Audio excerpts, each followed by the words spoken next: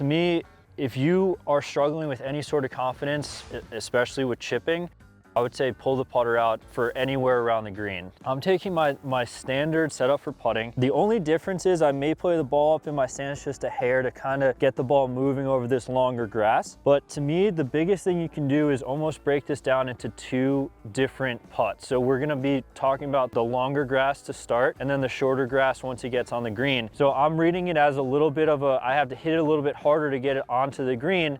But again, once it gets there, it's gonna be moving pretty quick because, you know, the grass is much shorter and much tighter on the green surface. So I'm trying to play it to an apex, and then once it gets on there, kind of let it feed down to the hole. So I'm gonna take my normal setup, a little bit of a bigger swing that I probably would normally take if I was on the green from here, and just let it kind of feed down to the hole. The most important thing when you're putting off the green is solid contact. So the more solid I can hit this, the easier I'm gonna be predicting how this ball will roll over the longer grass and once it gets onto the green, because it won't be bumping and skidding through this. You know, the worst thing we can do is try and play it back in our stance and hit down on it, and all of a sudden that ball comes out bumping and hopping, and we'll never be able to judge how to get that ball onto the green and rolling with good topspin. I'm just trying to break it down into two parts, and I think if you can do that when you get on the golf course, is reading the fringe first and then reading the green second.